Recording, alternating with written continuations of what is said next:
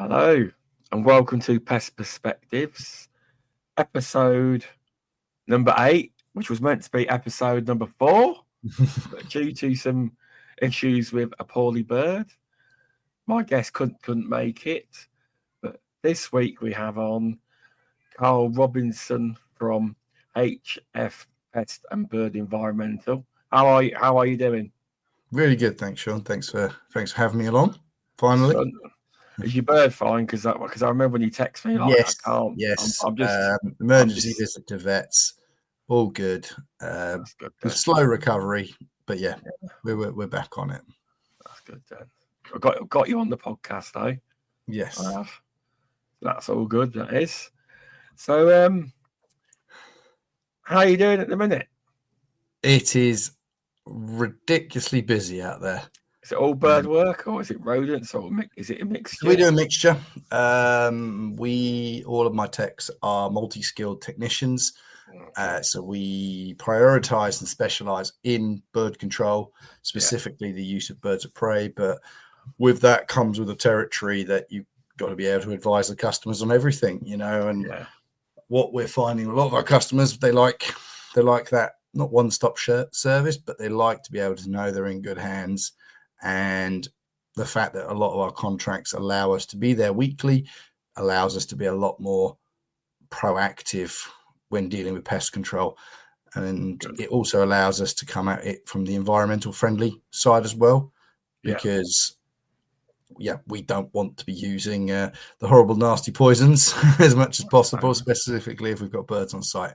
We're able to use our environmental risk assessments relatively well. And it all just ties up really, really nicely and how we deliver it in our customer service. Okay. How did you act before you obviously started your company? Did you work for any pest control companies previously? Or what's your experience on getting into the industry? Yeah, so I love this question. So it all comes down to my father. Yeah. He was involved in pest control pretty much from 96, 97, I think it was. So I've grown up with birds of prey and with pest control. My weekends visiting my father used to be going out in the van with him when he was doing overtime and things like that. My summer holidays was helping him knock blocks in Southeast London and experiencing all the wonderful things that Southeast London had to offer us back at the time. So I've been exposed to pest control from a very young age. And on the bird of prey side, when Dad launched that on the back of where he was within the business and who he worked for, I took a keen interest from there. But realistically, it wasn't on my agenda. It was very far from my agenda. Growing up in Tony Blair's Labour era, it was thrown down my throat at school that everyone should go to university, and I was no different at that point. So went through various different things in my head, got onto the course I wanted to do, and love sports, really love sports. So got onto a teaching pathway within university, and I was going to become a PE teacher. And that was purely based on, I loved the lifestyle it looked like PE teachers had when I was at school. Out of all the teachers, they looked the coolest. They looked like they had it pretty easy compared to everyone else. Until you tried it. Then that was pretty much, that was my vibe. I did very well at school. It wasn't like I didn't apply myself, but that was the route I decided to go. And I did a summer of work with my dad to get some money before going. And I got involved in proofing, cleaning, pest control, bird control, everything in that summer. Yeah. And we went for a family meal. And my uncle was there. And he's a financial advisor. And basically just got into discussions. And it basically came out and went, why are you going to university to get into around 30 to 40,000 pounds of debt and start earning 18,000 pounds a year? And we talked it over. I was like, So an idea at the time was, you could be a bookkeeper for your dad, and then you could do your own bookkeeping for other clients and stuff like that, which when you're 18, it was like, yeah, and you could charge the money. We got told, you can charge this. Turns out, though, doing bookkeeping, those who are self-employed will complete, and it's actually really boring. It does sound boring, to be fair. So that kind of fell away very, very quickly, and Dad had only just launched what it was back then, which was Hawk Force, relatively early in that 2007, and I joined that year. So it was very in its infancy. And that was literally it. I haven't really looked back, and I've grown up since I was 18 in the bird and pest control world, kind of mumbling around, using his experience, but everything we've done, we've done for ourselves, which is led us to here. Is the company you've got now with your dad? Yep. So me and Dad have built it since 2007. Nice. I thought I'd double check that one. I just flicked up the LinkedIn stream. It dropped out for a second. The LinkedIn stream. It did. Okay.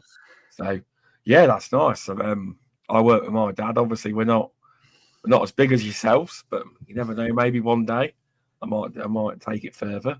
I might. It starts with somewhere. It does.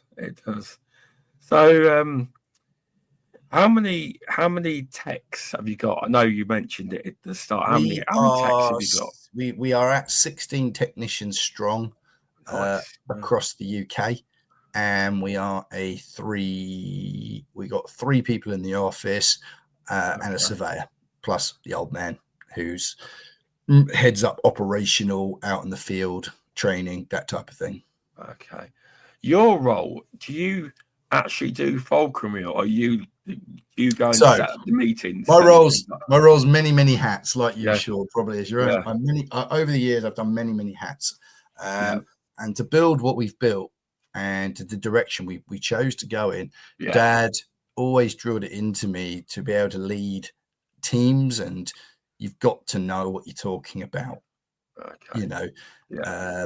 Which means that you can instruct and train and guide people a hell of a lot better if you know what they're facing on a day-to-day basis. Is it kind of like they say, you shouldn't ask someone to do what you can't? Is it kind of like that? Yeah. And that's exactly it. So I have done absolutely every facet of the business as it's grown. And it's and I would urge anyone who wants to scale a business, for example, or be involved in building a business, do it from the ground upwards. It comes with challenges. I'm sure there's much easier ways to do it, but it gives me the knowledge to not just to help my technicians in the office and things like that, but what the real key is, it just allows me to talk to customers in a real way. It comes from I wouldn't do it like that. It's real experience. And you're not BSing your way through it all, rather than pretending the guys can do that, and then you turn up to site and the guys can't actually do that because you lose face with the customer, and that's the main thing for myself. I really do value the fact that if it comes down to it and everything, the whole world ends tomorrow and I need to go, I can still carry the business forward. And that's quite a nice feeling. That's good. That is. I've still got a lot to learn on that front. I have, but I'm learning. I am. It's all, as they say, every day's a learning day, don't they? Correct. My biggest thing that I've adapted, especially in the last 4 years, is find people that are better at the job than you. That doesn't mean the whole job. It just means a specific job. Find people that are better than you. And when you break it down, it's relatively simple. We hire accountants because they know much more about legislation and stuff like that for us to pay our taxes, not pay, and reduce how paying our taxes, not to pay our taxes, but obviously allow our liabilities to be correct, and essentially that's what you should look to do in all areas. That's definitely true. But the accountants are good. They keep you. It keeps everything running as it should be. It does. Good accountants do. Good, well, I suppose. Yeah, but not all good. Good accountants should want to get involved in your business because they should be a driver for it. Exactly. So obviously, how did you? You obviously just started with you and your dad. It was How? literally, I literally came in. Dad was doing. Oh, sorry. Did I? Yeah. Sorry, I thought it broke up. Yeah, no. Yeah. So Dad was obviously had a key, how he thought it was going to drive. And back in 2007, it was more proofing focused than it was using birds of prey. Okay. And through various working partners that we still work with today, they took a keen interest into it, which allowed us to invest into our own things and our website and processes. And from there, it really, really took off. And it was just a simple idea that we've then put a lot of work and data research, because the biggest thing I hear, and I still hear it today, it's a PR stunt, bird of prey doesn't really work, and in terms of what's people still happened, say that to this day. It's tough. And I can understand why they say it, because it gets sold wrong. It's a good, viable option, a green option, if someone wants to invest long term. Okay. However, if they've got the budget, then you proof it, because realistically, proofing is still number one stop shop. You cannot beat proofing if it's done well. That's true. That is. But where proofing becomes too expensive, too difficult, unpractical, bird of prey and bird management really comes into its own. Okay. Is it a lot of them types? Is it more that, obviously, I'm not saying it's the client saying that term you mentioned. Is it other pest people scared that it's going to take the job off them if a bird's doing the work? Is it partly that as well? Not at all. I just think people trust in what they know. Yeah. And proofing gives you, and proofing and cleaning, let's just say, out of pest control and trapping that we use, you can deliver a result. You go into a customer and go, if I do this, you will see this effect. Yeah. With birds of prey, we can deliver an outcome, but the outcome can take time. Okay. And for the customer, as we all know, it takes some understanding. And don't forget, a lot of our customers are not the end user. So a lot of our customers are the pest control companies. Oh, okay. They have to buy into it as well. And what happens is the resistance to sell it is, we only do it if the customer asks. They don't embrace it as a tool in the tool bag, effectively. It's only if the customer's asked us what you can do. And then that's where it gets a bit tricky, because it can be missold. Customer loses faith in it and things like that. And luckily, we've got very good relationships with all of the customers, and we can go in, deliver and say, this is the data. Yeah. This is the trend we're going on. This is when you're likely to start seeing effects. And then we can relate that back with physical data, as well as just saying, look, you've got less pigeons. We can use it as, a lot of the time, it's cleaning. So are you reducing your cleaning bills? Are you reducing your cleaning time? And that works as key indicators as well. But you've got to start posing those questions and get it out of their head that just turning up with a great big bird, the birds are just going to disappear in one go. That's our main fight. So, by the sounds of it, do you do work? Do you subcontract as well for other pest control companies if they want falconry work done as well? I don't like the way. So I feel, yes, in basic, we become subcontractors, and it's where we get we do a lot of business. However, I like growing relationships, so I see it as working partners, because the motto Dad and I have grown through the industry is, we don't care who we work for. We give exactly the same service to whoever we're doing, whether it's an end user customer or someone who's selling it as a mid bit. So, I'd much rather have a working relationship with 100 different pest control companies than having to pay 100 surveyors to go out, because the sales force is already there. And then if the industry buys into it as a whole, it just means not just more business for myself, but more business for other people that do it for, services like me, and it grows it, and it puts pest control in a much more brighter light, that we are looking at different alternatives and natural ways that are able to control pest species. Yeah, no, it's definitely it's not an area I know much about. It's not my field, but it's very interesting. I look at a lot of videos online, and it is interesting. It's a very different ball game. It is. It's would you say it's obviously going back from when you started? Would you say the use of falconry to do bird work has massively increased over the years? Would you say Something in the last? Definitely, I was thinking about it. So it's always been peaks and troughs. So we go relatively, we've gained momentum at a relatively fast pace across the years.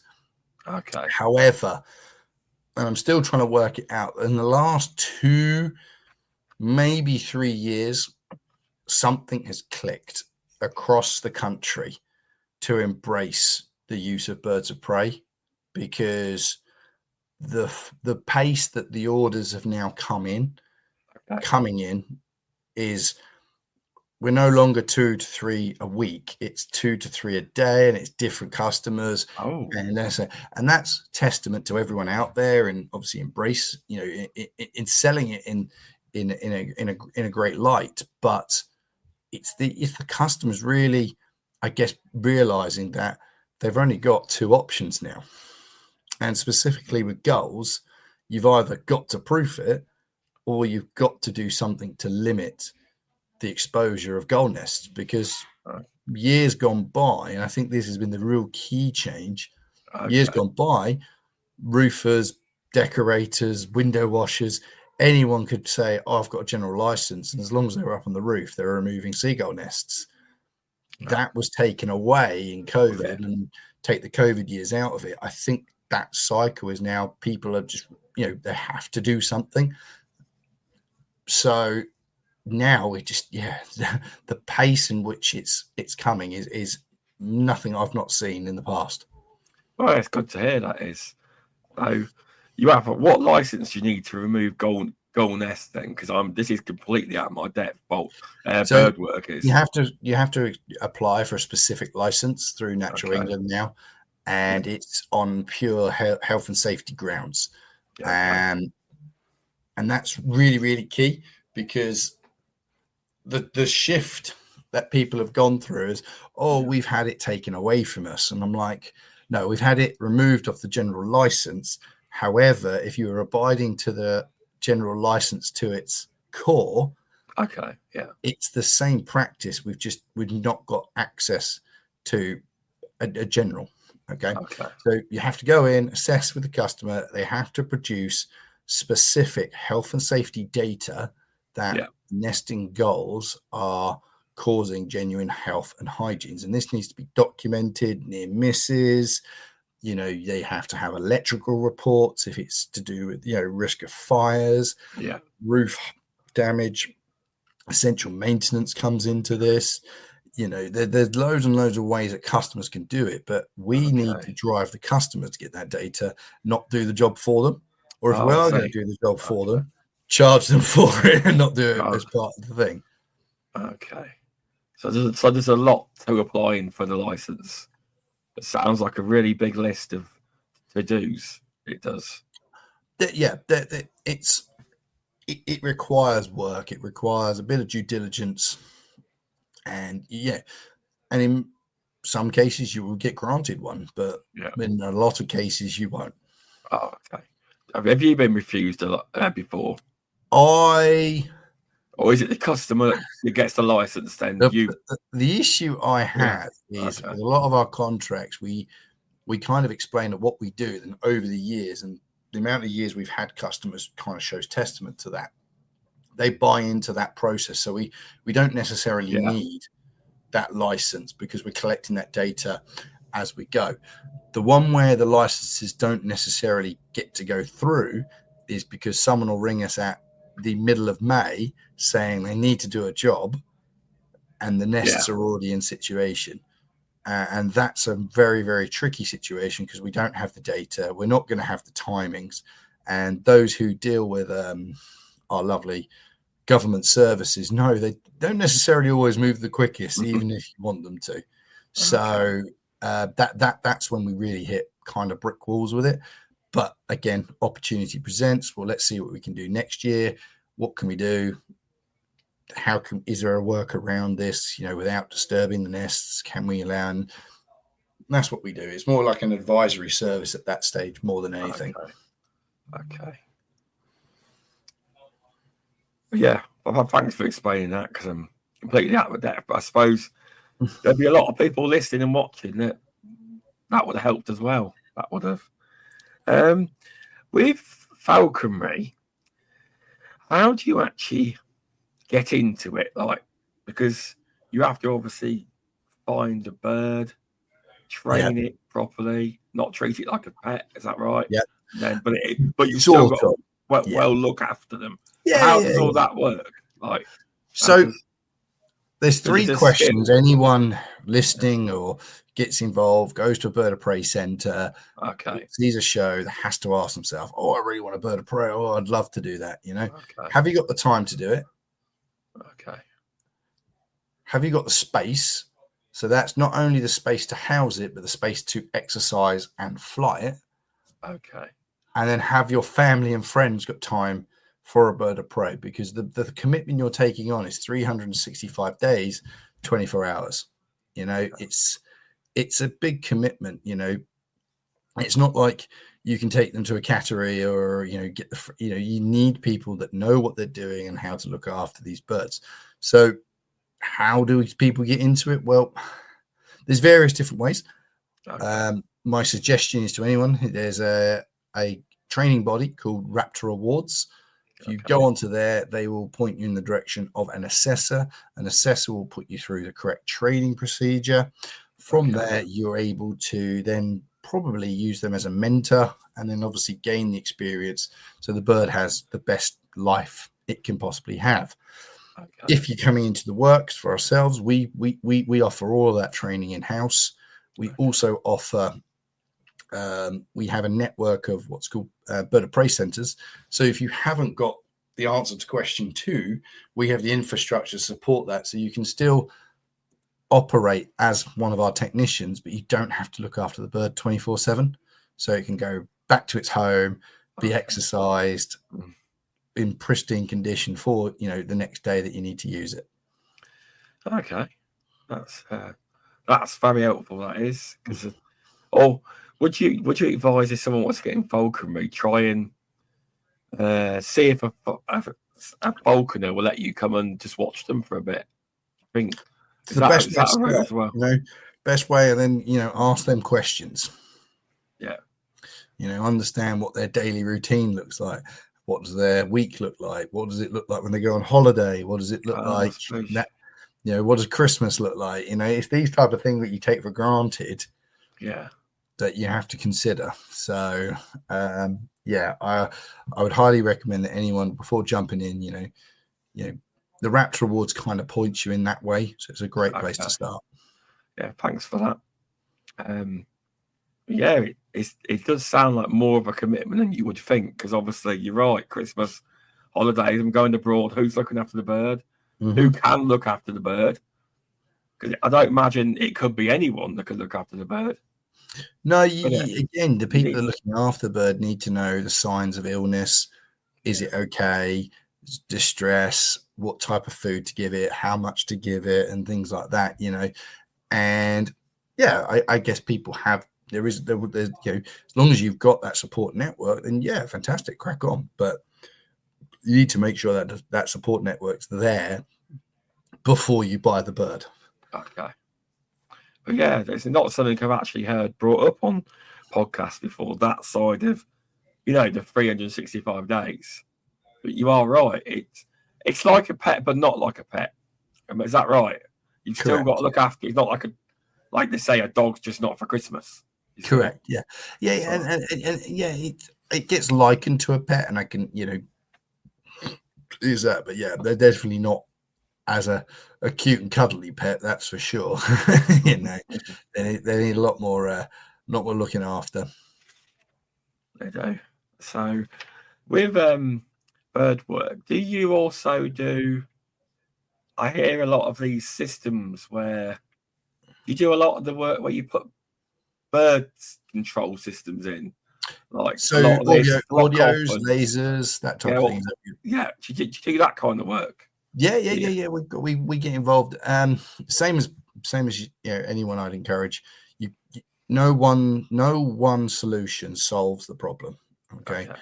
And I'm very, very big on that a variety of tools always gets the job done better. So when I talk to customers and present them, solutions, I'm encouraging the team to always encourage the use of birds of prey alongside a laser system or a bird alert system or a hawk kite or something like this. I mean, they all have their pitfalls, and you talk that through, but more is better. Always will be better. And people that go in arrogantly and go, "Oh no, all you need to do is we'll just turn up for an hour or so and fly a bird." Well, that's not what happens. And what we're trying to do is actually exhibit natural behaviors. And by exhibiting natural behaviors, we then allow pest species birds to exhibit natural behaviors, which is they don't want to be near a predator. It's an uncomfortable area to nest in.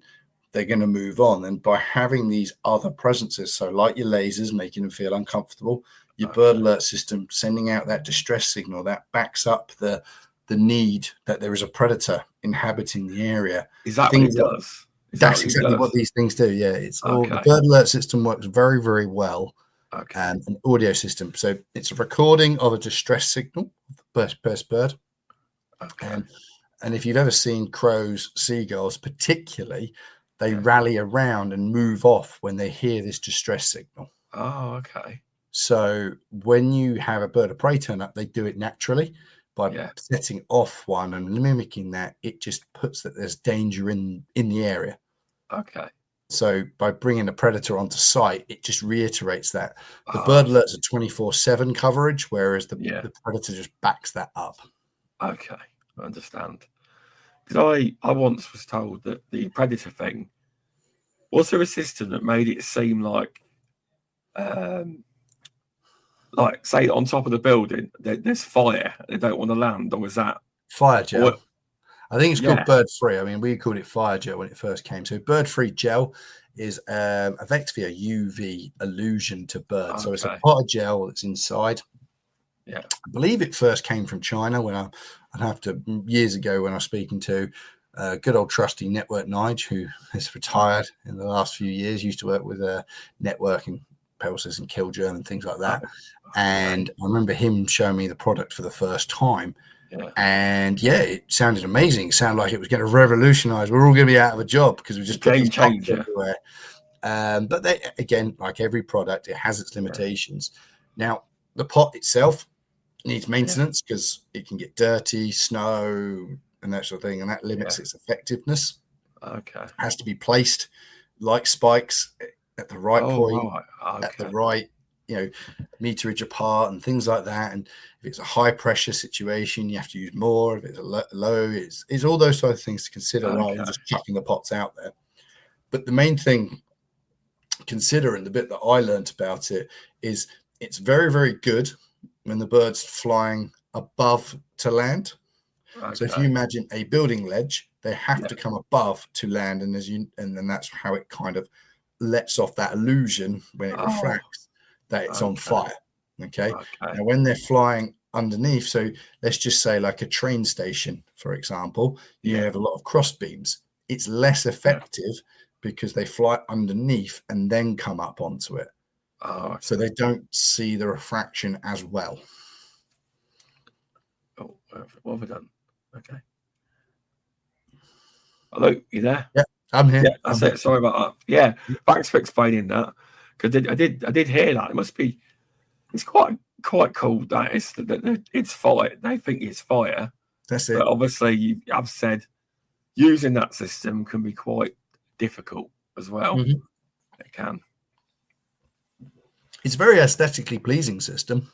Okay. because you know, even when installed, you don't really notice it, which is what a lot of clients want. Yeah. When I first started, it was bird post and wire, which, you know, recently has made a little bit of a comeback. What wire? Sorry. Post and wire. So it's a post, and then you have a sprung wire that comes out. And it usually elevates. You have like a lower wire and a higher wire. And again, it was an alternative to spikes. Okay. Now you say it, I have seen some photos of that. Yeah. It's a great product. Really, really effective product. Labor intensive, but some, you know, back in the day, you'd find it very therapeutic. Chuck your headphones in, and then off you go, and you're installing it that way. So yeah. Okay. So obviously, with with bird work, you have to like heights, don't you? Yes. I'll be no good. Yeah. I don't like heights. I've getting a loft space, but it's not a fear of heights; it's a fear of falling. That's what I've found. As I've gotten older, I mean, when I was first started, I would jump all over the place, you know, no problems at all. But unfortunately, health and safety back in the day, I had someone who probably didn't care so much about it and step away from a ladder. Luckily, I got away with just a major concussion, but that wasn't fun because luckily I felt the ladder slip and I wasn't very high. But yeah, I managed to jump off as I was coming down, land, but as I've come down, I've hit a railing, and it's absolutely, since that day, my confidence at heights, funny enough, is it's not what it was, but but yeah, I you know, we luckily, you know, I've got a very, very good team who take that all very, very seriously now. So, you know, unless we're really, really struggling, I don't have to go and do it too much anymore. No, that's fair enough. That is, I mean, you got it's what your team's there for, to do the work. And I imagine with health and safety, when you go up that high, do they have the straps where they strap themselves on? So did you go that high? We try to avoid ladder work where possible. We embrace tower usage and mutes as a default. Anything outside of that, we will defer to our own contract system. So we'll bring in proper rope access people and things like that to make sure the job's done safely. That's fair enough. It's just so much more simple that way. It is, because I see many people. Obviously, you do when you're out and about, and it's crazy what you see people go up a ladder and jump straight on roof tiles with nothing. It's one slip, it could all be over. Yeah, it's not worth it. You know, and sometimes we say it's not worth. You'll quote a job, and then you'll come and job changes, and you're the customer in your face, and you actually step back and go, "It's not worth £300." You know, and a lot of people will think it is worth £300, and I could imagine a time when, you know, £300 meant everything to everyone, you know, and especially in today's world, doesn't it? You know, £300 can go a hell of a long way for people. It can, but it's still not worth the outcome that if it goes wrong. And that is a really horrible line to walk. But I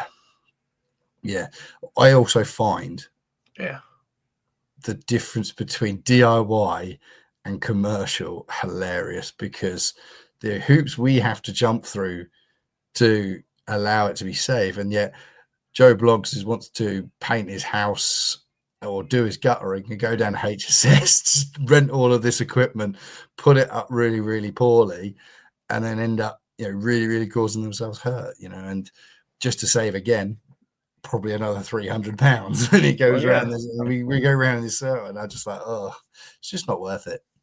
Yeah, it's kind of the same debate, you know, with the many products we now have that we can't use, but Joe Public don't know, and they just go and get them off the internet. And sell them as flyboards instead. Yeah. They slipped on the floor. Yeah, you know? Yeah, terrible. But yeah, obviously I tailed off onto something else, but when you started with your dad, how did you start to do that initial scaling, like say your first and second tech, where you had this vision to build the company up? How did that come about? that came probably about 10 years after I started, where I really, personally, Dad had a very key vision to what he wanted. And I think we achieved that relatively quickly. Yeah. And it was the next stage that becoming sustainable. And bearing in mind, Dad done it a long time. So I was kind of playing catch up, bearing in mind how I ended up in this career wasn't my first choice, had never thought about it, watched all of my friends go off in different directions. You see it from the other side. And it took a while to, I guess the term is grow up, especially at that age, and try and figure out what I wanted from it all, but what I was going to work for effectively, because when you change that career path, that's where it was. So we got around to that stage, and I wanted to be not worldwide or anything like that, but I wanted to be in everything I do as good as I could be. And that kind of clicked in around 26, 27. I think it also kind of clicked, and I kind of the money started making sense, and life started, and you wanted to do more extravagant things and that type of stuff, and that it all kind of just made sense.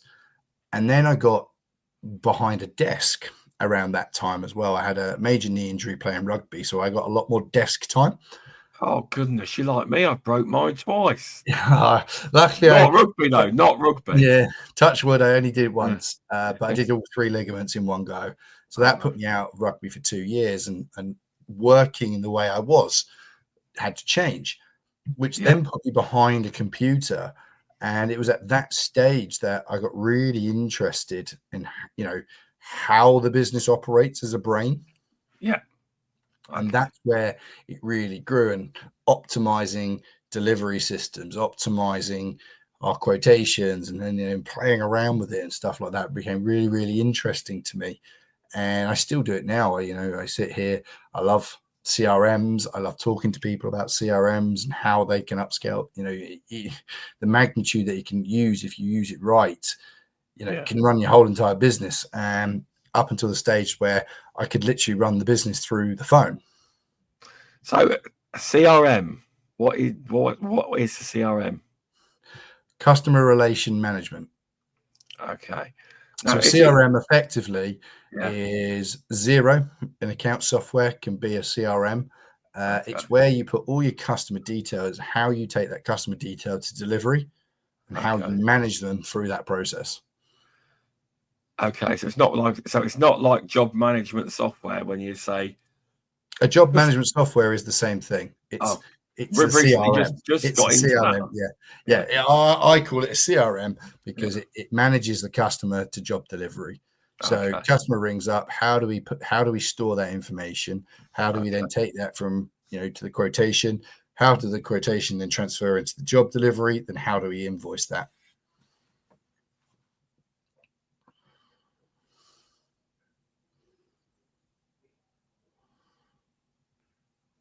Are we back? Yeah, I'm here. We both cut out then. Yeah, that's weird. I don't know what happened there. So you were saying about the way you do CRMs. And that's what I started. So I started with a little black file of facts, and that's how I ran the business. And I'd have all my direct appointments, and when we started getting staff, I'd write which jobs they would do in the file of facts and deliver that via text message on a Sunday and all that. And then I embraced Excel spreadsheets and, all that type of thing. And how do I store the customer information? So where we were delivering the jobs, how would I do that? So we had WhatsApps going. And then, I spent, I think, around about 2018 when I finally made a decision on the software that I wanted to use. Okay. I did various trials with softwares between 2015 to 2018 before I really decided on which one I wanted. And I've been with that software ever since. We're since in talks now to develop a new software. So I'm interested in that in the background with what people are doing in that. So, and I absolutely, I implore anyone to go digital ASAP because it just makes a huge difference. Well, with us, we only we went to obviously MPTA's Pest Tech in last November. I was like, I said to my dad, I want to go digital, in terms of reports, etc. So we had a look around all the stands, and we came up with Powered Now. That's what we use, Powered Now. Yeah. But we actually have all our commercial clients now fully digital reports now. Good. But we only started actually rolling it out in February. But it's working out how to use the thing. Everything's always easy, but because we had the paper diary up until last Tuesday, and we still have one for backup. Yeah, okay. You never know if you can't log in that day. But we don't have to kind of client and base you have. You'd struggle to get in the paper diary now, wouldn't you? You definitely would. we did. Yeah, you would. But the key to any of it when you go digital is having clear processes yourself to how you can do that. And then what you do is you just play with the system until you're ready. It's taken me from 2018 to 2024 to use 100% of ours. Okay. Well, I say, and we're probably not even there, so I'd probably say there's another 10% to go because we don't use the asset function. We probably don't use the stock management function to the full capacity that we could use it to. But there's only so much you can do because you've still got to run your business at the end of the day. So a lot of this stuff for us, for business owners, you're doing this in your spare time as well. And you got to have fun. Otherwise, what are you doing it for?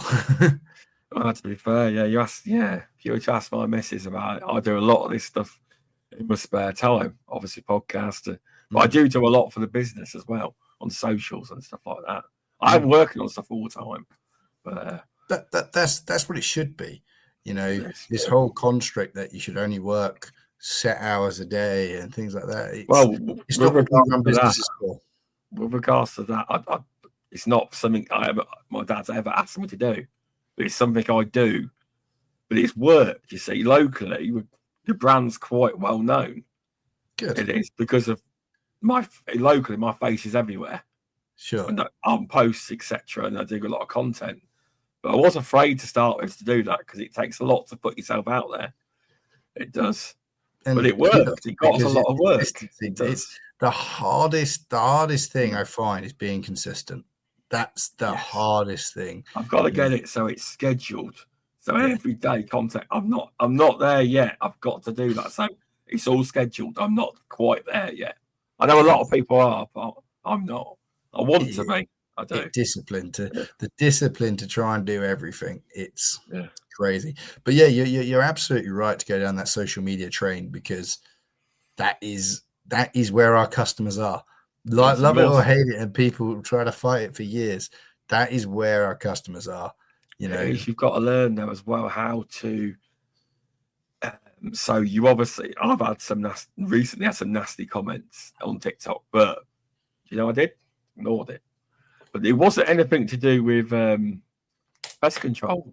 It was a picture of me now and a year ago, and no one could work out that the concept of the picture was I'd lost a load of weight. Right. And they were going, "Oh, you're wrong," and all this. You've moved from the back of your house to the front of your house. Oh, that's how it didn't bother me. Because I learned not to bite. Because a lot of people come on post looking for you to bite. Because there's one comment once where they said, "Well, it depends what you class as a pest." I ignored it because I knew what they were looking for an argument. So I've learned what to reply to and what not to, what to ignore. Yeah, and it's tough, especially for, like you said, someone who wants to use social media. You're doing a podcast, your face is about. Oh, no. People, for some reason, and I don't know where in society it became acceptable in the last 20 years, that they don't know you, but yet they can say whatever they want about you. And because they're hidden behind the screen, you're like, okay, I've just had it. But with mental health being such a big thing, I'm just like, how do you think that's okay? Like, it's although you're ignoring it and you're not reacting to it, it's still, everyone has emotions. Still, everyone's like, and it's always the ones with no bloody picture, or they've got a cartoon strip or something. You've got a comment on LinkedIn from Scott Bell. It's been a pleasure working along. I can put it on screen. Oh, he's There biased. we go. I can put it on screen. He's biased. Yeah, no, Scott's brilliant. Scott's Scott's our surveyor, embraced the job last year, absolutely smashing it. Very nice. But secretly, so Scott's got a great story.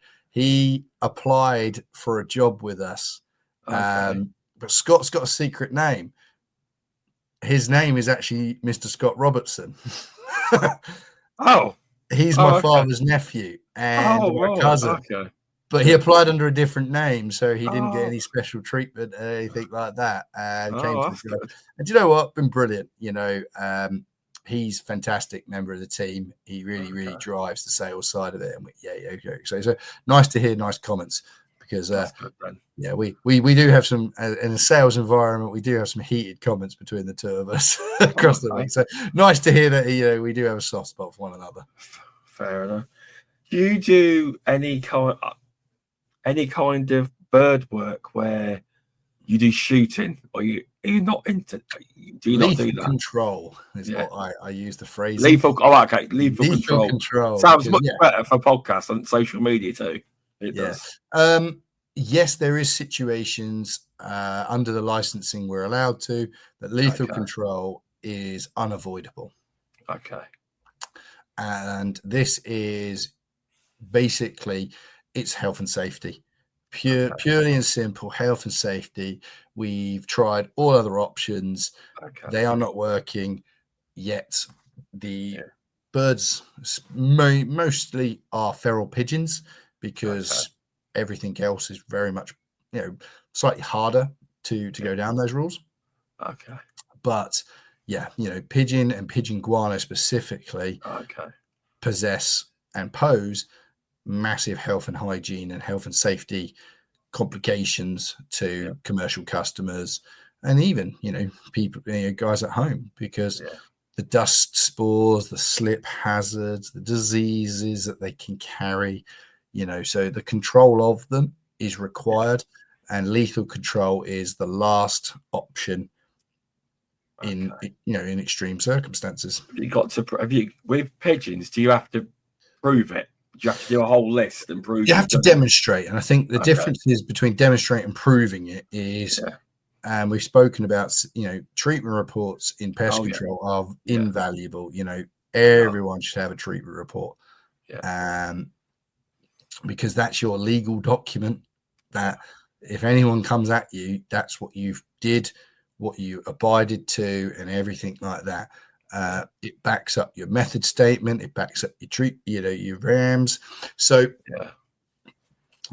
but what you'd need to do is have a paper trail leading up to that as well. You couldn't make, I would advise never making a one-off shoot decision, for example, or I would never advise picking the phone up and the customer goes, "Oh, I want you to go and shoot this thing now," until you reviewed the situation to what you need to do and documented it. And the key to that is documenting it. We shouldn't be doing it because under the general license, it states all other options must be considered. Okay. That's interesting. I don't know much about birds at all, so it's great you coming on it. We don't cover bird work. We don't.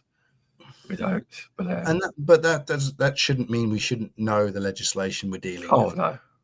Yeah. And that's the thing. He's just reciting it all off. I did do it on my RSPH level 2 in pest management. I have a store in it. It's say if you don't use it, you can lose it. So if the customer was to ask me, I would go and get the information and come back and tell them. I would. Yeah. Just I'm not. But I also think you made a point there, and I was having this chat with the team earlier in the week. Yeah. You don't need to know everything. No. That's what we're so pent up that everyone has to have every answer. When we go to these customers, we can't let them get one over on us. Google warriors and all this. So there's nothing.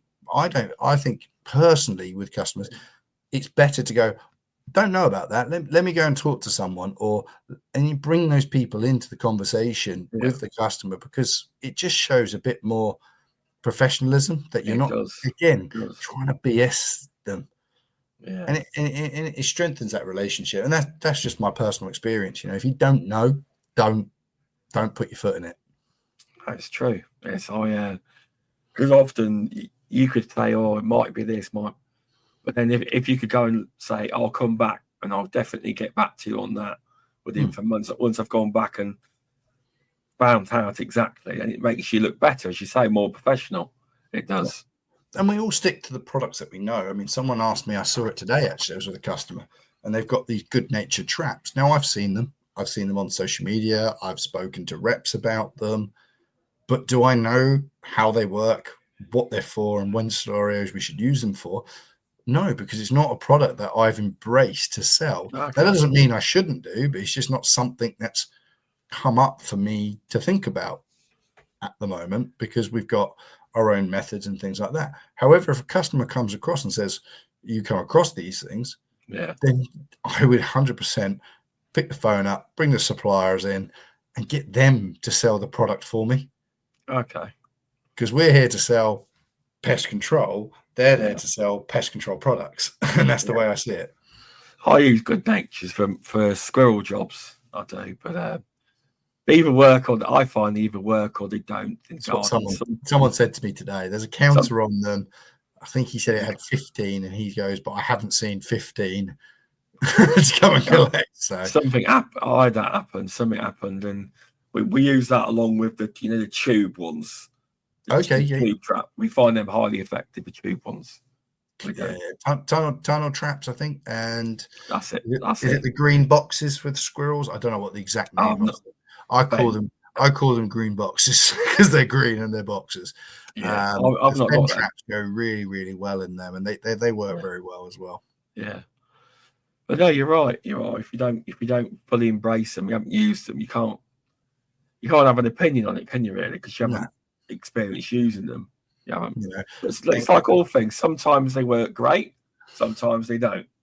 The one that gets me with bird control is the plug in the wall ones. You get them from mice as well. The audio, electromagnetic, and all that sort of stuff. And you're like, and I'm like, I wish I could give you the best, but the most professional answer I can give you, there's not enough evidence to say they do work, but there's no evidence to say they don't work. So as a DIY product, crack on, but it's not something that I'm going to sell you. So no, I have seen them before where a customer was adamant they worked, and they didn't work. I'm about the sonar device. You've seen the sonar plugs, and I just said, "Why have you got a problem, then?"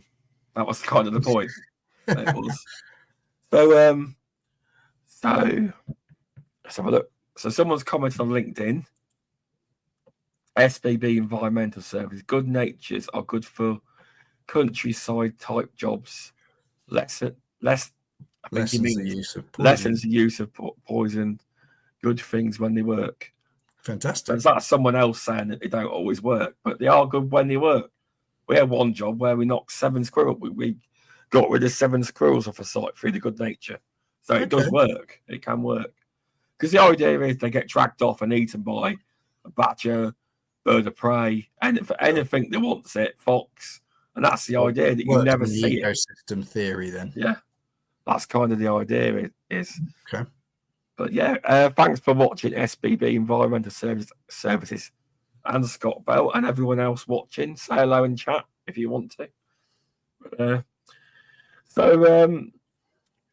With what kind? Have you had any unique bird control or any projects within the business? It's been something very special. You don't have to mention names. Anything unique that you've never done before, or where you've had to customize it for a certain site or anything like that? Do you do things like that where it's got to be specialist made or just something unique? Yeah, there is an out-the-box solution that we sell. The experience that we've got, people can just ring me up. What do you suggest? But the ones that I really do enjoy is the ones that pose different risks and different scenarios. So things like we've done nuclear power plants, we've done offshore rigs, we've done Wow. Sports stadiums, which Very is my nice. favourite. I love name dropping sports Wow. stadiums that we work at.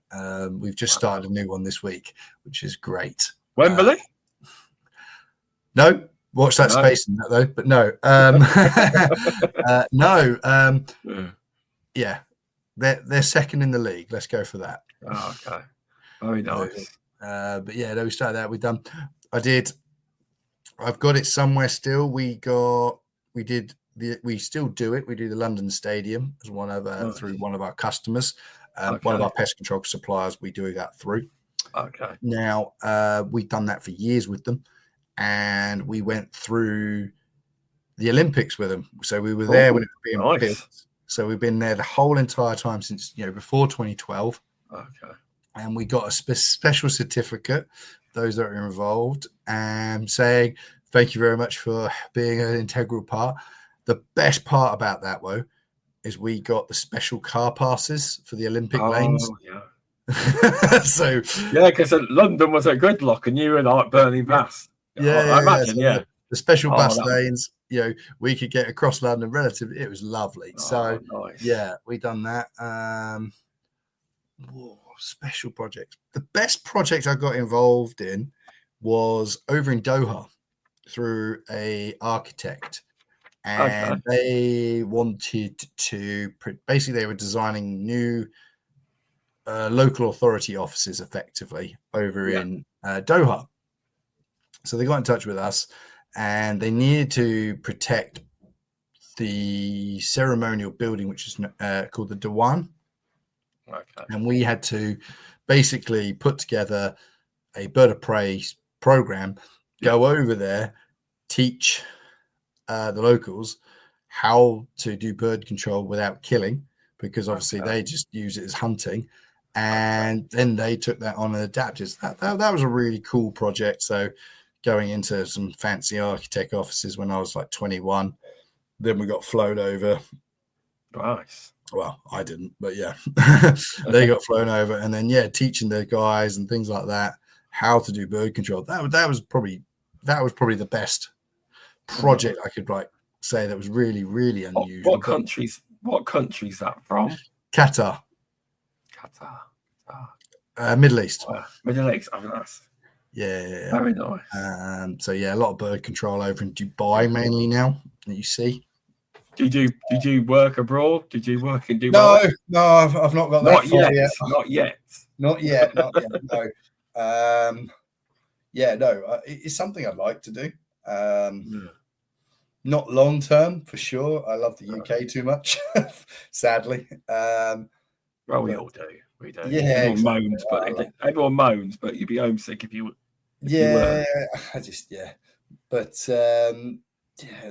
Project wise, they're weird and wonderful. They come thick and fast, and doing what we do with a bird of prey on our arm, it's taken me specifically to just locations I wouldn't even think of going. Okay. We've done the Houses of Parliament, the Treasury. We've done, British monuments. We've done. But even done the bizarre stuff where we've turned up, sold a contract for Islington Council, and turns out just to be one small monument outside a garden. And we've done, food markets. We've done, it's everywhere and anywhere. That's interesting. Really like food markets where you got wilder food markets going on. We've done the O2, the O2 Arena. We've done Greenwich Market. We've done. We looked at Camden Market and told them where to whistle on that one because that needs some serious proofing down there, bless them. But no, we've done. My favourite was Old Spitalfields Market. Okay. That's a really cool place. I really like that one. Didn't like the time of day we used to have to do it, but I really did like that one. Was it early in the morning or late at night? It's like 4:30 in the morning, which was horrible. This is back in the day where we'd have to do one in central London and then shoot off to Lowestoft to do another one and then come home and then don't miss those days. The bits I still am in awe of specifically is just those rooftops of London. We do lots and lots of rooftops across London. You say some very cool pictures on LinkedIn. This is where I am today. That's very cool. Yeah, that's the bit I don't think will ever get old. Just different views of London, and I love a city. I don't know why, but I love the views of cities and the character of London. And London's brilliant, especially when you're up on these rooftops. You can have a brand new complex that you're working on, and then there's a brand new building here and a brand new building there, and then literally in the middle, a teeny tiny church. And I don't think you'd get, and from what I've seen so far, you don't get that anywhere else in the world. It's brilliant. See, with me, because I'm from the countryside in Rutland. When I went to London, it was very, because I'm used to clean, because I now know what clean air's like. When I went to London, it's how to explain it? It's like it felt really muggy, like it was muggy in central London. I was like, and my mate, I would text my mate, oh, it's all the pollution. It's not really muggy, it's the pollution levels. Yeah. Like, so when you're used to it, like my mate, he's used to it. You're Oakham, so we used to play. Yeah. I used to live in Peterborough, so I used to play. Oh, not far. Yeah, quite away. I grew up there until I was 18, actually. Yeah. Oh. But Rutland Water. Spent many a day cycling around that. But working in London, living in Kent, pretty much the whole time. Yeah, you do get a sense of mugginess and everything's pent up. Then you literally, we used to drive home and the greenery starts appearing more and more, and you start just relaxing, and it's a natural thing to come home, and you're just like, I like visiting London. I could never live there. So you don't actually live in mainland? You live in Kent, did you say? Yes, live in Kent. Yeah. Okay. Isn't that classed as London? No, we're definitely firmly Kent. Kent. Okay. Yeah, I'm outside the M25. Okay.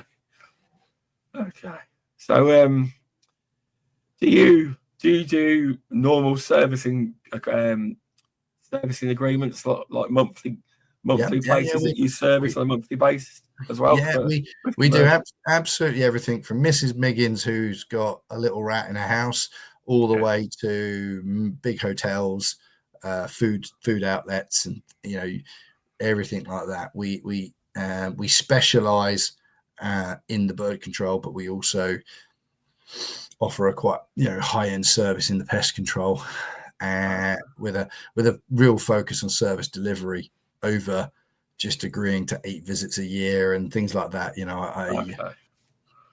We really we do some really big stuff on that side. Do you do any of them audited sites where? We do. So we do a couple of bakeries that have audits. I think Salsa is one of the main one that we come across. Big ones, that is. They are, and I mean, obviously, it's scary. Audit, but realistically, if you download the standards, it's actually a really good thing just to adopt in your day-to-day pest control, and just if you start doing that, then you don't have to worry about these big sites. And it's I guess it's experience. It comes down to going into a small food outlet to a really big outlet. The risks are the same. It's just obviously the repercussion of that risk occurring is a lot higher. Yeah, it is. Do you do wasp nests in the summer? I presume you do. Yeah. It's one of the ones I still like to get involved in. Where were you this year with the VICAM-D being gone? Yeah, it's going to be interesting this year. So we've had good debates on how we're going to deliver that service with the withdrawal of 5CAM-D. We had a couple of trials last year with a couple of other options. I think we've settled on the one we're going to go with. But unfortunately, with the withdrawal of 5CAM-D is a positive thing. Great product. However, too great a product because it was lethal to everything else. Yeah. So yeah, we're optimistic to what we're going to do. We're assuming we're going to have to do 2 visits rather than 1 to most options now. But whether we doubled our price, that's been the main really talk to where we wanted to do, because we know we're going to have to do a lot of follow-ups, but we don't think it's fair that the customers pay all of that repercussion while we find our feet. Well, you got to. We're still debating it. We think we might have to offer, just price it in for 2 visits, because you don't know, do you? Yeah, No. And that's wasps were my favourite, but I recently I love catching moles. Okay. I do mole control. I presume you don't get into that. I know the principles. I've been asked to do a couple. However, now that you know, I might have a conversation after this. But yeah, we do a lot of work for ground maintenance companies, which comes up a lot. And it's an art frame. It is an art form. I've been doing it about a year. I've had very high success rates. But I'm still new to it. I won't claim to be an expert, but I've managed to be at 99. Well, every job I've got. But That's great. But it is satisfying when you when and it's are you going to give your trade secret, or what's your? I haven't got any. I just use barrel traps. Okay. I use barrel traps. But there's no real finding that sweet spot to where they're traveling. Well, yeah, I'm not going to claim to be that, because I will get some mole control people on, by the way, just so we can get on. I wouldn't say I'm the best person to talk on it. I can do it, but I don't know. Oh, fantastic! I'm not it is no. I'm still learning. Kudos to yourself if you're having a high success rate, because it's one of those that I think you do have to take time to do. Yeah, you got to charge a fair price. There's a lot of people in mole control don't charge enough. They don't. But you have to make it a business. It's a business. You got to make money. You have. That we do. Exactly. If you were, what's it called? If you were to give some advice to anyone setting up their own business, do you have any advice, as in a pest control related business? Have you got any advice for them? It's the best and worst decision you'll ever make. I'll come to the advice bit. Your highs will never be matched by your lows. That's one thing I have learned. No matter how low you're feeling, it's actually not that bad. And if you, the advice I'd give you is be clear with your idea. Okay. And write every idea down, because even though it's not a good idea today, it will be a good idea at some stage.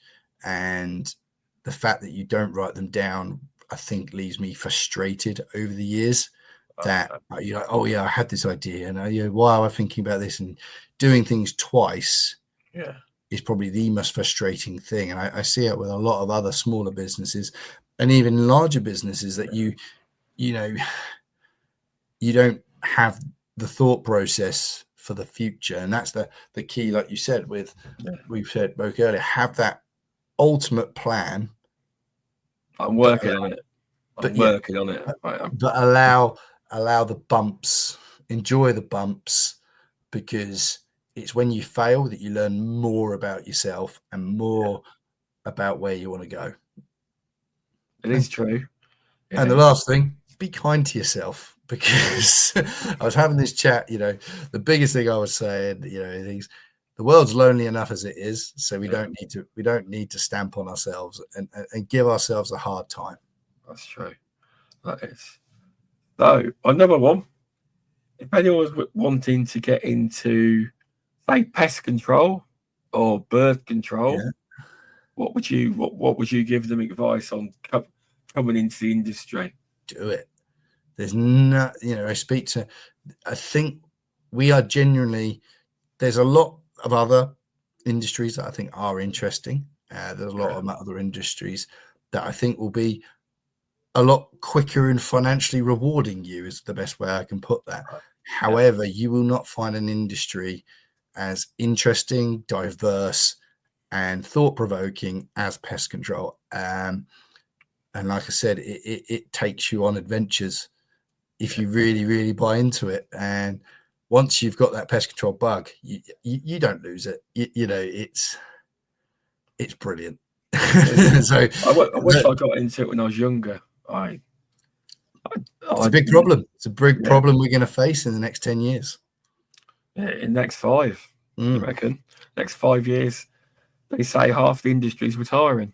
That's what they say, anyway. I can see it. And, you know, there's a couple of sticking points. I was having a chat with a few people. You know, van insurance is a huge one. Yeah. It's a huge problem because it's much more relaxed now. So, you know, 21 and over is quite good. Oh, is it 21? I thought it was 30 and over. No, if you get some good insurance brokers. We've got an insurance broker that does under 25s. Oh, okay. But under 21s are a bit harder. Okay. And yeah, there's, you know, that you can do it. And I just think more insurance companies will do it if they can get the statistics through. That's all it is. Okay. But yeah, let's do it. You know, let's get. Who was I talking to? We need to somehow advertise, and I'm going to use this word, and I hate the fact that it's sticking in my head that I'm going to use. Okay. We need to advertise that pest control can actually be a sexy career. Okay. And it's the best way I can explain it, and it's going to sound really, really weird, but if we can actually say it's a career, and there's not many careers out there now that are a lifetime career. Yeah. You know, and I think that's a huge thing we've lost, that you can bounce around. But genuinely, you can do pest control here in the UK, and then you could end up doing it in Australia, Canada, America, you know, Europe. Yeah. It's such a transferable skill. And then along the way, whether you do it for yourself, or you go through a large corporation, there's so many other skills you learn, you know, business development, customer management, you know, using computers. There's so much that pest control can offer. We just need to get into the schools, into these careers fair, and talk to people. That's true. Obviously, you know, I'm on the board of directors at the MPTA, and we are working on a lot of things to try and get more young people interested in pest control, and there is some ideas we're working on, and to try and get more young people, or just more people in general interested, because I don't think schools say, yeah, you can be a pest controller for a career. I don't think they say it. So we spoke about it. My original aim with my podcast when I went into it was to discuss the definitions of success.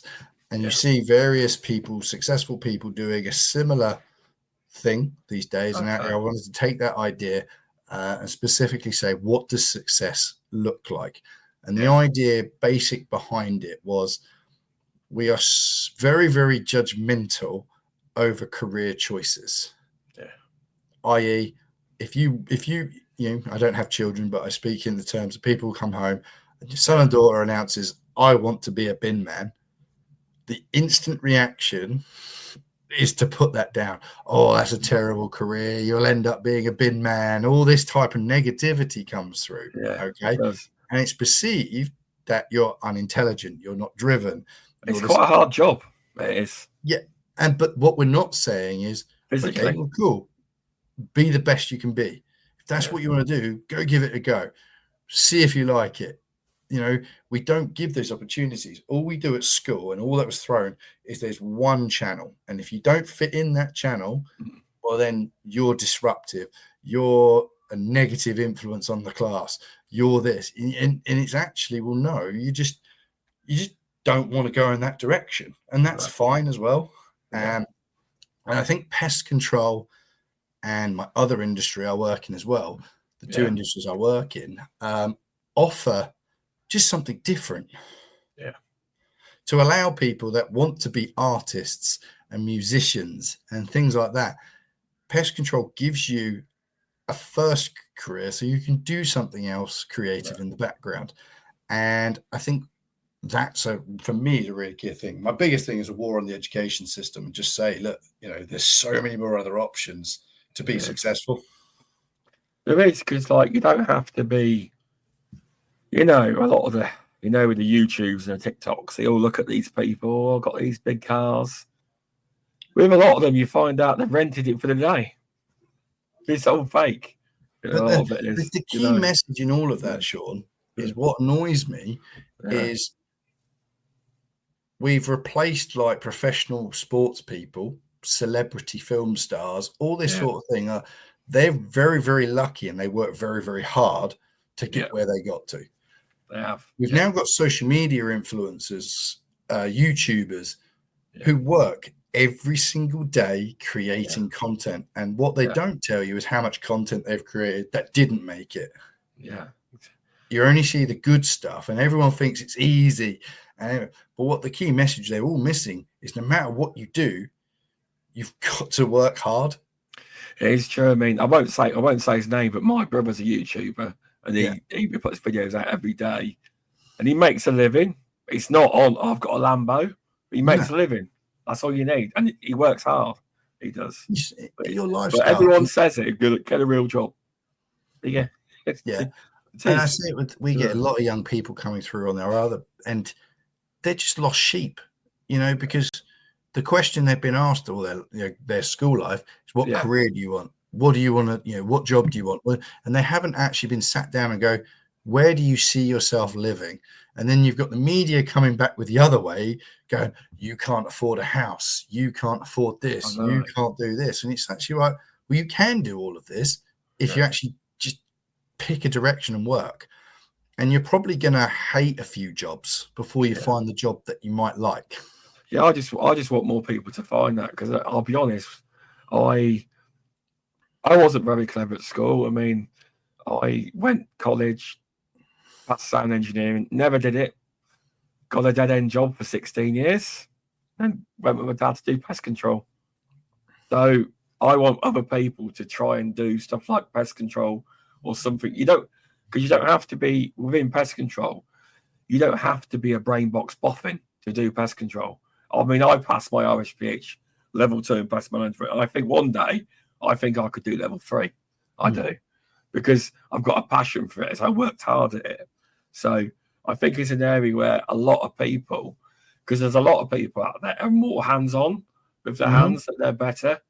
And it's a lot, they struggle on say the exams, but you can do it, and you give it a few goes, you can do it. But I think that there's a big sector of people that would be very well suited to pest management, because, as you say, there's loads of facets to it.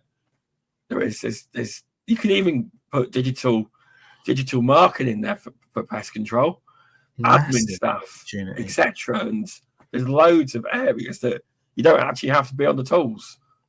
If people don't want to be, there's the industry's massive, and there's so much opportunity in our industry. Then you open that into the wider industry. Cleaners, huge. FM, huge. These are massive service industries that we're providing here in the UK, but then can also provide transferable to get out there to see that. And that's another thing I hear. Life's bigger than Kent. Life's bigger than Rutland. And I get that. Of course, you want to go, but you've got to start somewhere. Exactly. And I think that's the message that I'm seeing, especially when we're employing and stuff. Yeah. They want the end part. They don't want to do the beginning and the middle. Oh, okay. They don't want to work their way up the ladder, basically.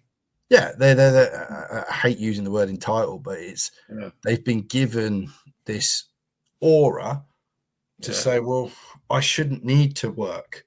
I should I should be able to do that. And it goes back to when we were probably children. Yeah. What do you want to be? I want to be an astronaut. And everyone was like, yeah, go and do it. Yeah. but you've got to work hard. How can Yeah. you be an astronaut? Well, actually, you've got to get good GCSEs, you've got to get good A levels, and then you've got to do a degree, and then you've got to do this, and even then, you could still be the best. And you know, it's that dream. But I don't know anyone now who I talk to kids and they'd go, I want to be an astronaut, I want to be a fireman, I want to be this, because it's just not there anymore. I want to be a YouTuber. It mainly comes up. Yeah. I want to be a TikToker or whatever platform it is. But you are right. A lot of people, not many people nowadays, younger people, say that they want to be policeman, fireman, ambulance. Well, no, I do know some young people that are trained to be ambulance people, so that's not exactly fair. But a lot of people do see the YouTuber lifestyle, and they do think I can make one video, and I'll be overnight success. I'll be like KSI and the Sidemen and all these big YouTubers. It don't work. Most of them people make the other side is make their money out of Prime. You know the companies they have like Prime. Yeah, they make more money out of that than they do actually out of YouTube and deals outside of YouTube. They do. Yeah, but all YouTube is our old TV and film stars and music stars. Yeah, because that's what the record companies would do, wouldn't they? And they just get sport with everything, and you know. But yeah, it's just hard work. It's true. You've got to work hard. That is true, because it's it helps everything. Because although I said I worked in a dead end job, it taught me a lot. Do you know them workplaces where you didn't think they still exist? It's liquidated now. It's I worked in a flat pack furniture company. Okay. Very old school. The people there were very old school. What you nowadays you'd call toxic. Yeah. And they had a certain way of thinking. And I learned once I left there, due to working with my dad, because I was scared because it was in COVID when I actually went to work with my dad. They wanted me to come back to work, and I said, no, I'm going with my dad to do pest control.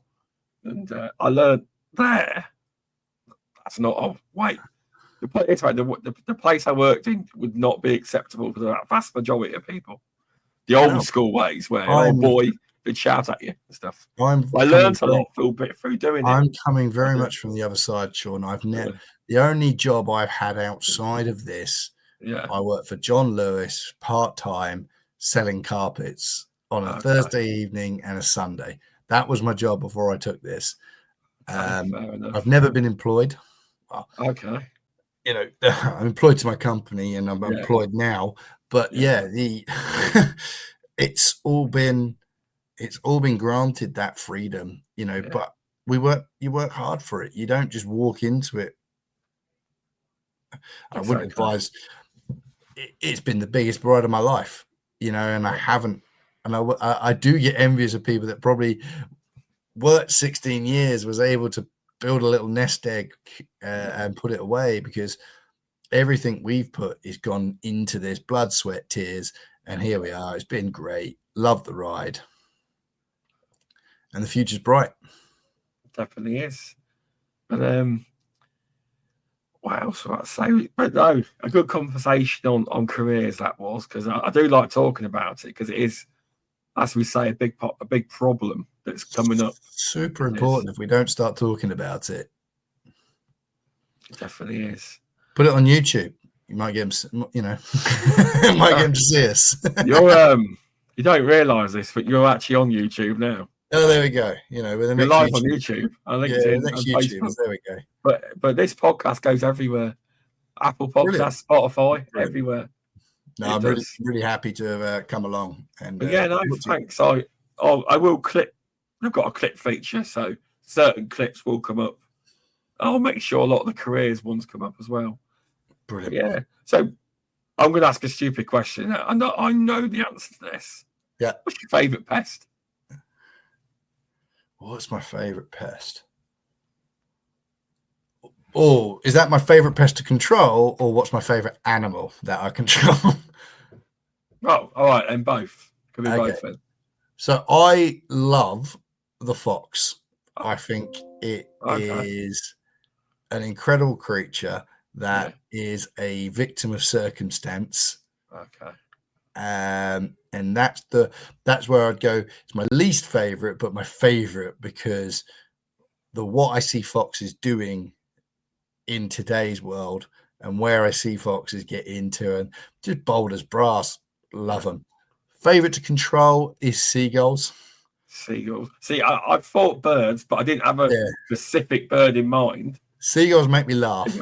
Yeah, that's what they do. They make me laugh. They've got so much character when you see them one-to-one. I drive around and I'll see random seagulls. I've got one where it looks like it's just about to cross the road, but it's at a pedestrian crossing, waiting for the green light, and it's just really, yeah. Wow. You see all the weird videos where it waits for the door to open, it goes in, grabs a bag of They're very, very adaptable creatures, and one of my early memories of seagulls in Brighton here is watching a guy. I think it's even like there's loads of stories now, but he was eating his fish and chips, and he goes like that. Seagull swooped in that way, and he backed back, and the seagull comes off the back and takes his chips off that way. But they are hugely, hugely adaptive species. We dealt with one last year. Yeah, funniest thing ever. So it was one of these school bus vans, the ones that mobile one. Yeah, parked up in a school.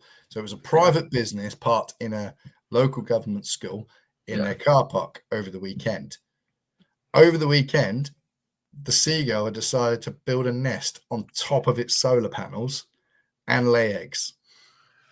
So if I don't know much about them, but if that happens, that vehicle can't move, can it? Well, this is what caused an absolute stir, because the guidance is you cannot cause harm or move the nest. Okay. However, if you're driving, the nest is still there. Oh, okay. Because it's in a solid place. Luckily enough, the seagull it'd take off eventually, realize it wasn't the right place. But they're just so adaptive. They will literally do whatever they need to do. And I love control. I love putting in control programs. So we don't limit their numbers. We don't lower the numbers, as they are classified endangered, in decline. Sorry. But there's so many of them. They're in decline. It's not on the beach, just not on the coastlines anymore. But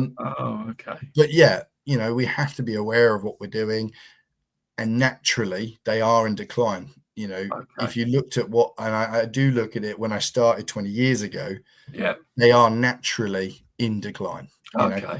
And the facts speak to themselves. They have to be. If as a bird controller before the general licenses changed, how many eggs and nests you were removing on a yearly basis, and then times that by the amount of other people that are doing it across the country, there is only one outcome: that population is in decline. So I like putting in management plans to control them, but also allowing them to move off to places to adapt. They're a great species to control.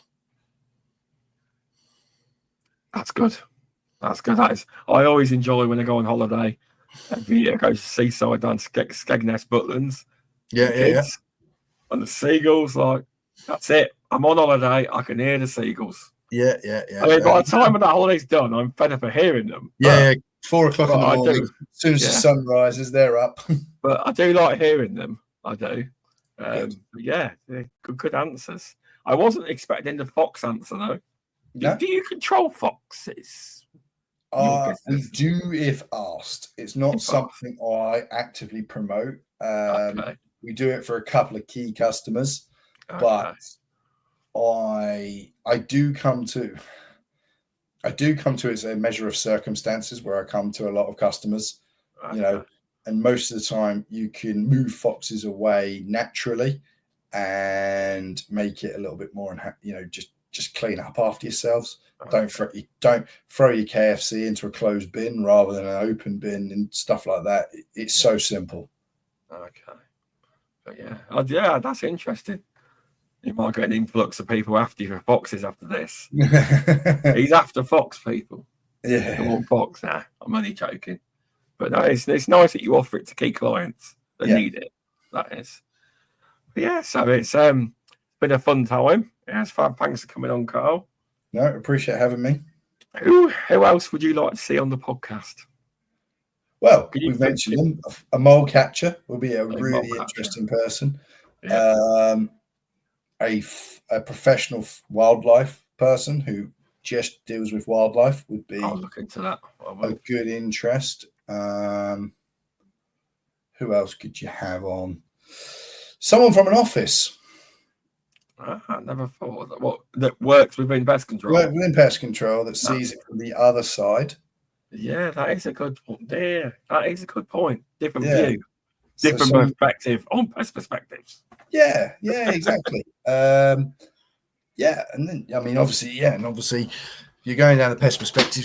Key clients that the industry deals with. I guess if you can get them on, I'll try at some point with that one. But the rest of them, I'll look at booking because, as you know, I'm 3 or 4 weeks ahead. That's good. But yeah, that would be interesting to see. Just you say definitely on pest perspectives, local authority officer, something like that. I will look into that one because I know the Beauties and Beasties had it at EHL. Did you see that one? That was quite interesting. I haven't yet. No, I've got a few to catch up on. Yeah, because he used to work for Rent-A-Kill. Okay. So he's a bit more than your average EHO. He was. But that's a good one to learn a lot on that one. I did. When it comes to kitchens and businesses, things that you recommended as well. Okay. But get a good torch was main advice. It's true though. It's true. When I did my when I did the level 2 back years and years ago, that was all you need. A good pest controller should have a good torch and a pen and a paper. Exactly. But yeah, so thanks for coming on, Karl. Sorry about my throat, my cold. No, I still wanted to do the podcast. Thoroughly enjoyable, Sean. Thanks for having me. Would you like to promote or plug anything at all? No, honestly, if those, the only thing I would say, if people are out there want to know, like yourself, if it's something you wish to offer your customers and you don't know how, reach out to me. We're more than happy to work on anyone's behalf and advise. And even if you just want to have a conversation about issues you want to face, contact me. I'm happy to help. Okay, thank you, Karl. And I'll end the stream now. I will. Cool. So thanks, everyone. Also, if you're part of the British Pest Register, because we've gone over an hour and a half, you can have 1.5 points for this podcast. And if you are with the BPCA, you can use the BPCA registered CPD Diary and self-register this podcast, and you'll also get points. Basis prompt, watch this space. I'm trying. I am. So that'll be all free once I've got them. But thank you for watching. If you could please like, share, and subscribe and follow on Facebook. Trying to grow the podcast, but thanks for watching. I'll see everyone next week. Thanks, everyone. See ya. Cheers.